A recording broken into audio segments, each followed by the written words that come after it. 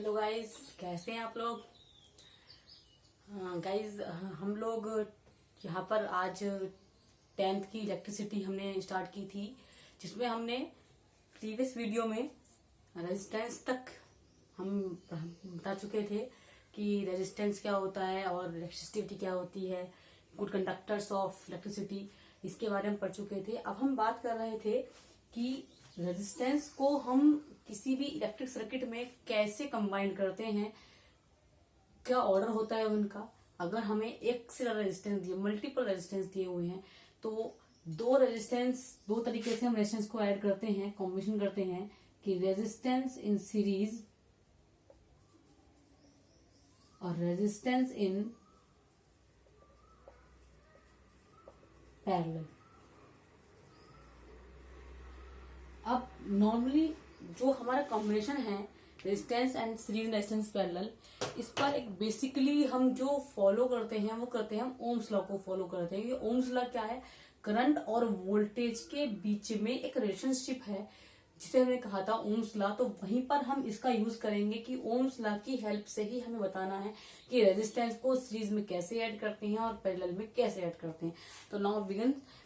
सबसे पहले हम शुरू कर रहे हैं रेजिस्टेंस इन सीरीज, और ये आपके एग्जाम्स के लिए भी इम्पोर्टेंट है। मैंने आपको बताया था कि अगर कोई भी ऐसा टॉपिक जो आप एग्जाम के लिए इम्पोर्टेंट होगा, मैं आपको बताती चलूंगी, और लास्ट में बीच बीच में आपको मैं कुछ इम्पोर्टेंट क्वेश्चंस भी दूंगी, और मे बी प्रोबेबल कि उसमें से काफी क्वेश्चंस आपको मिलेंगे। लगभग एश्योरली समझिए कि मोस्टली इंपोर्टेंट क्वेश्चंस ही हैं वो, उससे बाहर क्वेश्चंस नहीं जाते हैं। क्वेश्चन की लैंग्वेज चेंज हो जाएगी, बट मैं उसको भी कोशिश करूंगी कि जो जिस भी लैंग्वेज में क्वेश्चन मालूम किया गया है वो आपको मैं प्रोवाइड करवाऊं। तो प्लीज, अगर आप मेरे चैनल पर पहली बार मेरी वीडियो देख रहे हैं, तो मेरे चैनल को सब्सक्राइब जरूर कीजिए, और उसके नीचे एक बेल आइकन को भी प्रेस कीजिए, ताकि मेरी जो नेक्स्ट अपकमिंग वीडियो है वो भी आप तक मिलती रहे। और जो लोग सब्सक्राइब कर चुके हैं, तो प्लीज मेरी वीडियो को शुरू से लेकर एंड तक जरूर देखिए और लाइक और शेयर जरूर कीजिए। तो स्टार्ट करते हैं आज अपनी वीडियो।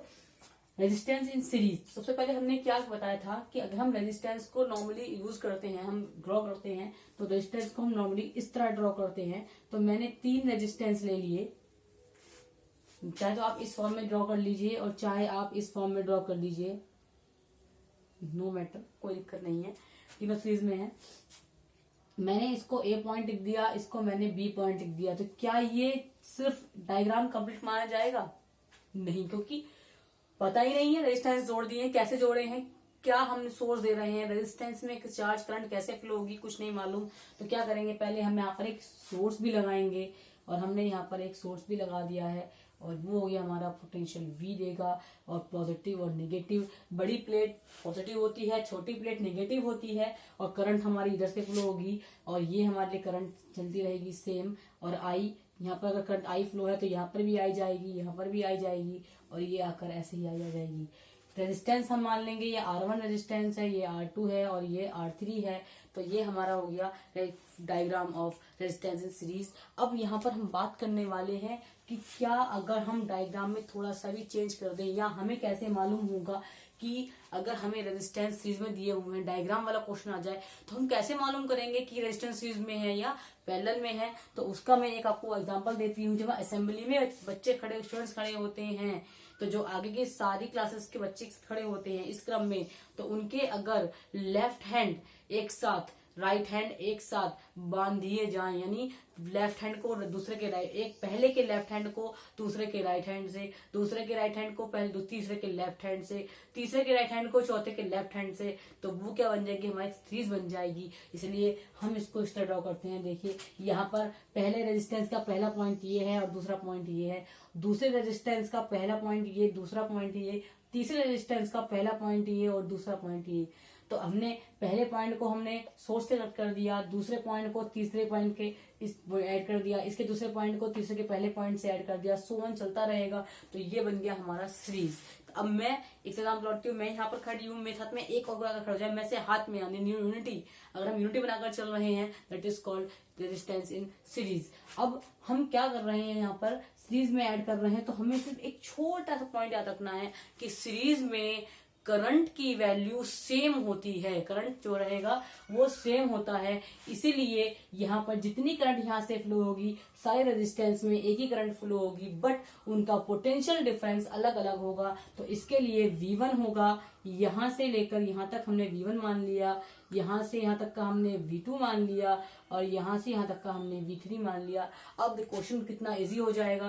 पहले वाले के लिए अब हम लगाएंगे ओम्स लॉ से, तो V इज इक्वल टू होता है IR, तो पहली वाली वैल्यू आ जाएगी हमारे पास V1 equal to IR1, V2 is equal to हो जाएगा IR2, V3 हो जाएगा IR3। ये वैल्यू हम लाए हैं ओम्स लॉ से V upon I is equal to R से, तो V इज इक्वल टू हो गया हमारे पास IR। अब हमने क्या करा, इन तीनों को ऐड कर दिया, टोटल पोटेंशियल निकाल लिया, V is equal to V1 plus V2 plus V3, और V की वैल्यू हमारे पास है ओम्स लॉ से IR, V1 की वैल्यू है IR1, V2 की वैल्यू है IR2 और V3 की वैल्यू है IR3।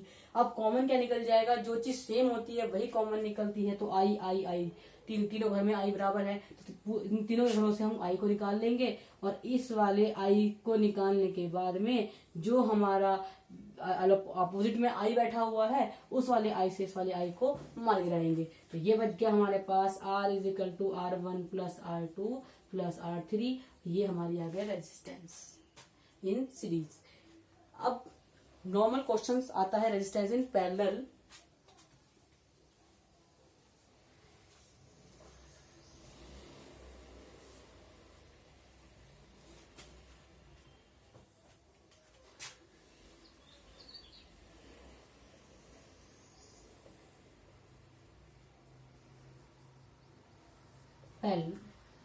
पैरेलल का मतलब होता है एक ही रो में जो बच्चे कॉलम वाइज खड़े हुए हैं, यानी उनके जो ये रो बनी हुई है उस रो में अगर मैं सभी बच्चों के लेफ्ट हैंड एक साथ और राइट हैंड एक को एक साथ बांध दूं, वो बन जाएगा हमारा इन पैरेलल।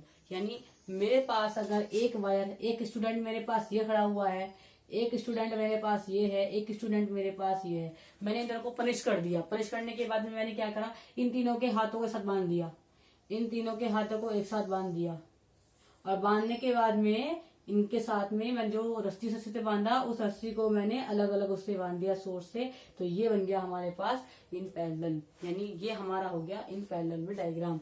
अब R1 R2 R3 सीरीज में करंट सेम थी, लेकिन वहां पर वायर एक ही लाइन में थी, एक साथ हम खड़े हुए तो जो हमने सबको एक साथ पास करते चले गए सामान को। लेकिन अब पैरेलल होगा तो पैरेलल में क्या होगा, पहले हम आगे वाले को देंगे, आगे वाला पीछे वाले को पकड़ाएगा, पीछे वाला तीसरे वाले को, थर्ड वाला फोर्थ को। तो यहाँ पर अब करंट सेम नहीं होगी, करंट अलग अलग डिवाइड हो जाएगी। और अगर यहाँ से करंट I फ्लो हो रही है तो ये करंट I अलग अलग फ्लो हो जाएगी, I1 I2 I3 की टर्म्स में। और यहाँ पर भी I1 आ जाएगी, यहाँ पर भी I2 फ्लो हो जाएगी, यहाँ पर भी I3, और तीनों मिलकर फिर से हमारा क्या बन जाएगा, I बन जाएगा। लेकिन पोटेंशियल जो है वो तीनों पॉइंट में सेम रहेगी। रेजिस्टेंस हमारे यहाँ तक फैला हुआ है, तो जितना हम सोर्स आगे देंगे सारा सोर्स कंप्लीटली पीछे जाएगा, तो वो हमारे लिए हो जाएगा सेम V। तो इसके लिए भी V, इसके लिए भी V, और इसके लिए भी V। तो अब हम वही लगाएंगे formula Ohm's law V is equal to IR से, तो I इज इक्वल टू हो जाएगा V अपॉन R। जो चीज डिफरेंट होती है उसी को हम इक्वल में लेते हैं। सीरीज वाले में V डिफरेंट था तो हमने V1 is equal to I और R1 लिया था। यहाँ पर करंट डिफरेंट है तो हमने करंट टर्म्स में लिया है I is equal to V upon R। पहले वाले के लिए हो जाएगा हमारे पास I1 V अपॉन R1, दूसरे वाले के लिए हो जाएगा V अपॉन R2, तीसरे वाले के लिए हो जाएगा V upon R3। Combined current कितनी है, I है, तो कंबाइंड करंट निकालेंगे I is equal to I1 plus I2 plus I3। अब हमने I की जगह ये लिखा है V upon R, total current हमारे पास जो है वो V अपॉन R है। I1 की वैल्यू है V upon R1, V upon R2, V upon R3। हम V कॉमन ले लेंगे, तो हमने इस घर से वोल्टेज सारी सप्लाई काट दिया वोल्टेज की, तो R1 plus R2 plus R3, और हमने इस V को इस V से घर भेज दिया, तो ये आ गया हमारे पास 1 upon R1 plus 1 upon R2 plus 1 upon R3। ये हमारा हो गया करेक्टेड इन पैरेलल। अब मोस्टली क्वेश्चन ये आता है कि इंटेक्स क्वेश्चन में भी है कि घरों में जो हम अप्लायंस यूज करते हैं, इलेक्ट्रिक सर्किट यूज करते हैं, उसे हम पैरेलल में यूज क्यों करते हैं, सीरीज में यूज क्यों नहीं करते हैं। तो सबसे इसका क्वेश्चन आंसर ये है कि अगर हम सारे अप्लायंस को सीरीज में ऐड कर देंगे और उनमें से अगर एक भी अप्लायंस में शॉर्ट सर्किट हो जाए, खराब हो जाए, तो पूरे घर के जितने भी एपर्ट्स है वो सब खराब हो जाएंगे। और पैरेलल में अगर केवल एक सर्किट खराब होता है तो बाकी प्रॉपर काम करते रहेंगे, ऐसे ही सिर्फ एक ही खराब होगा। वो मैंने आपको बता दिया है डायग्राम से। ये हमारा सीरीज में है और ये हमारा पैरेलल में है। तो सपोज कीजिए यहाँ पर हमारा बल्ब लगा हुआ है, ये हमारा फैन लगा हुआ है। अगर बल्ब खराब होता है तो फैन भी खराब हो जाएगा, क्योंकि इसलिए हम एक ही लाइन में जुड़े हुए हैं। और अगर यहाँ पर बल्ब खराब होता है तो फैन चलता रहेगा, बल्ब को हम एक्सचेंज कर देंगे। तो ये इसलिए जो घरों में वायरिंग होती है वो पैरेलल में होती है, सीरीज में नहीं होती है। इसके बाद एक चीज और है कि अगर हम V is equal to I R है हमारे पास फॉर्मूला, या R is equal to V upon I लिख देते हैं हम यहाँ पर। अगर मैं दो बल्ब लेती हूँ, दो मेरे पास बल्ब हैं, पहला एक बल्ब है B1, एक बल्ब है B2, इसका रेजिस्टेंस है 4 ओम, इसका रेजिस्टेंस है 8 ओम। क्वेश्चन आ जाता है कि इनमें से कौन सा बल्ब तेज जलेगा, कौन सा बल्ब ज्यादा ग्लो होगा।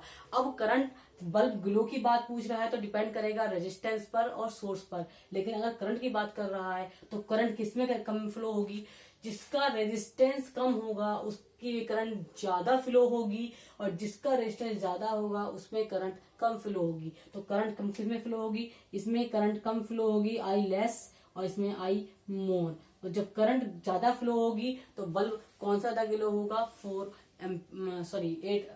कम करंट फ्लो होगी तो करंट कम आएगी। तो इसका मतलब क्या होगा, करंट कम आएगी तो वोल्टेज ज्यादा होगा, वोल्टेज ज्यादा होगा तो इसका मतलब बल्ब जो ग्लो होगा वो 8 ओम का ज्यादा होगा। तो छोटे छोटे बेसिक क्वेश्चंस ये आते हैं इलेक्ट्रिसिटी में से। और डायग्राम वाले क्वेश्चंस तो बहुत ज्यादा आते हैं। कभी कभी तो डायग्राम का क्वेश्चन बहुत सिंपल दे देता है, आपको एक ट्रायंगल बनाकर दे देगा शेप में, और आपसे पूछेगा कि 3 पॉइंट लिख देगा ABC, और यहाँ पर 2 ओम, 4 ओम और 6 ओम। कोई सोर्स यहीं पर लगा देगा वो आपको, यहाँ पर उसने बैटरी लगा दी 6 वोल्ट की, और क्वेश्चंस में कुछ भी नहीं देगा। अब आपसे बस सिर्फ लाइन पूछेगा what is the current of the circuit, और the total net resistance between A and B। किसी भी एक ब्रांच में, A से B पूछे, B से C पूछे, C से A पूछे, किसी भी ब्रांच में वो आपसे रेजिस्टेंस पूछ सकता है, करंट मालूम कर सकता है। तो सिंपल तरीका क्या होता है, जिस भी ब्रांच के लिए वो मालूम कर रहा है, जिस भी ब्रांच के लिए वो मालूम कर रहा है उस वाली ब्रांच को आप हाइड कर देंगे, यानी छोड़ देंगे थोड़ी देर के लिए। अब जो दो ब्रांच बची वो हमारे लिए क्या बन गई, सीरीज बन गई। इन दोनों को हम सीरीज में ऐड करेंगे, और जो हमारा आंसर आएगा इन दोनों का उसे हम पैरेलल में ऐड कर देंगे।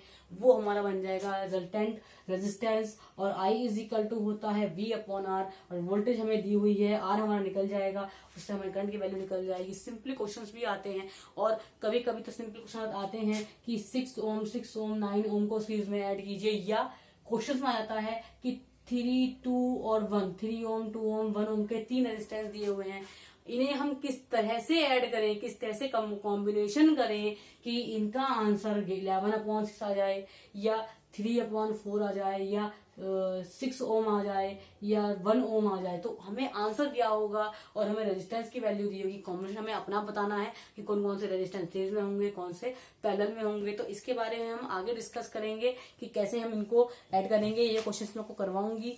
और इसके बाद आपका इस चैप्टर में बहुत कम काम बचा हुआ है, सिर्फ 2 से 3 पॉइंट और रह गए हैं, जिसे मैं नेक्स्ट वीडियो में कंप्लीट करूंगी। आज सिर्फ इतना ही कि रेजिस्टेंस इन सीरीज और रेजिस्टेंस इन पैरेलल। और मेरी वीडियो को देखने के लिए थैंक यू सो मच।